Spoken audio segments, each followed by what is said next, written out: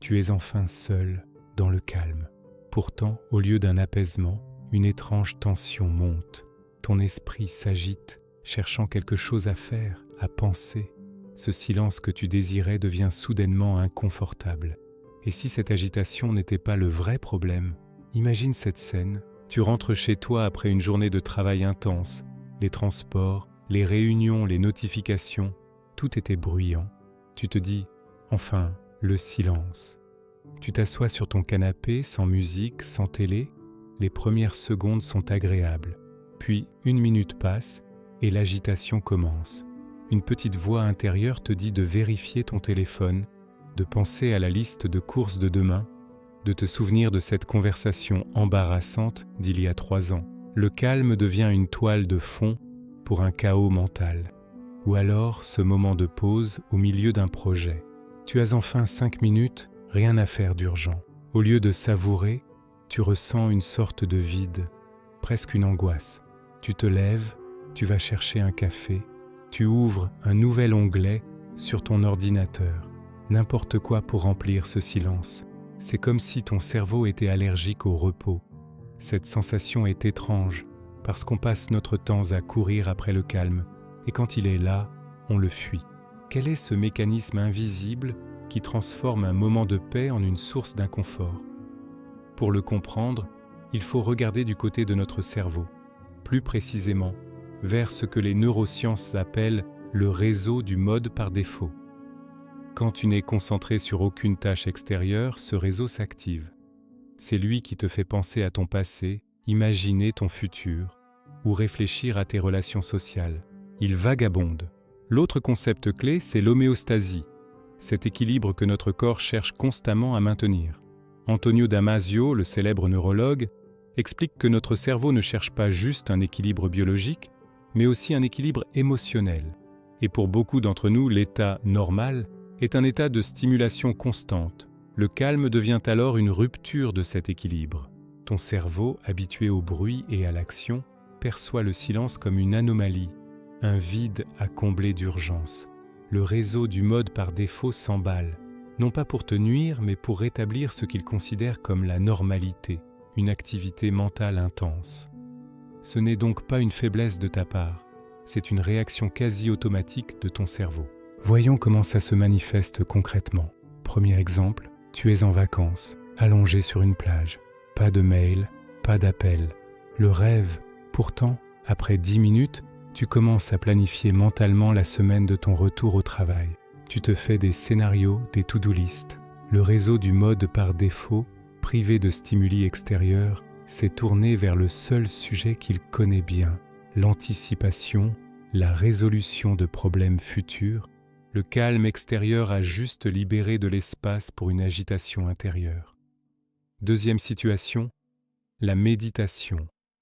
Tu t'assois, tu fermes les yeux, tu essaies de te concentrer sur ta respiration. Presque immédiatement, ton esprit s'échappe. Une chanson se met à tourner en boucle. Tu te repasses une dispute, tu te demandes si tu as bien fermé la porte à clé. Ici, ton cerveau lutte contre l'instruction de ne rien faire. Il perçoit cette instruction comme une menace à son fonctionnement habituel. Enfin, le dimanche soir, ce moment de flottement avant la reprise. Le calme apparent est souvent rempli d'une légère anxiété.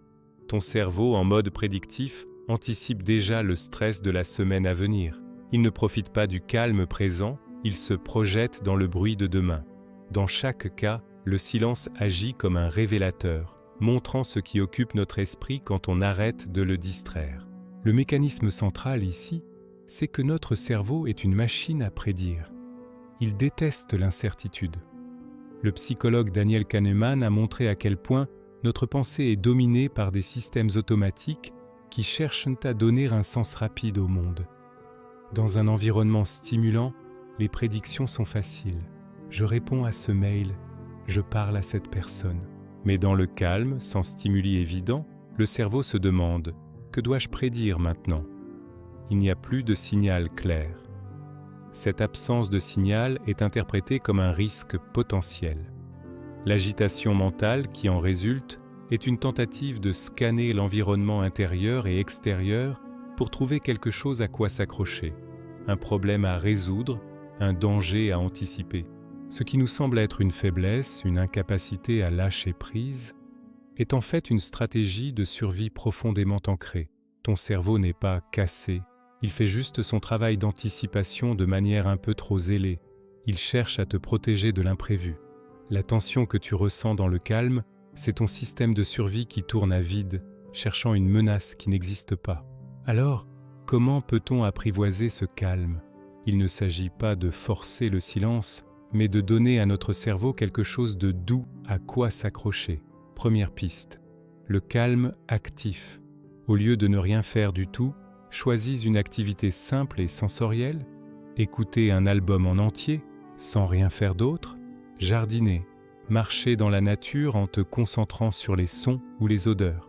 Tu donnes ainsi un point de focalisation à ton cerveau, ce qui calme le réseau du mode par défaut sans pour autant le surstimuler. Deuxième idée, les micro-doses de silence. N'essaie pas de passer de 0 à 1 heure de méditation. Commence par 1 minute, juste 1 minute, assis sur une chaise, à observer ce qui se passe dans ta tête sans juger. C'est une façon d'entraîner ton cerveau à tolérer l'absence de stimuli, petit à petit. Troisième piste, nommer ce qui se passe. Quand tu sens l'agitation monter, dis-toi simplement « Ah tiens, mon réseau du mode par défaut s'active ». Le fait de mettre des mots dessus, de comprendre le mécanisme, désamorce déjà une partie de l'inconfort. Tu n'es plus victime d'une angoisse mystérieuse, tu observes un processus neurologique normal. L'idée n'est pas de vaincre l'agitation, mais de la reconnaître et de lui donner un cadre moins anxiogène. Finalement, cet inconfort face au calme n'est pas un signe que quelque chose ne va pas chez toi.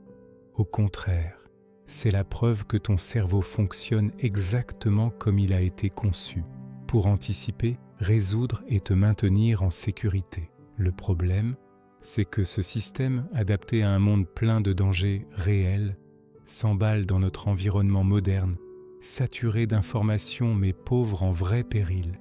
La tension que tu ressentais au début, ce n'était pas le silence qui était inconfortable, c'était la confrontation avec un esprit hyperactif, privé de ses distractions habituelles. En comprenant cela, le calme change de visage.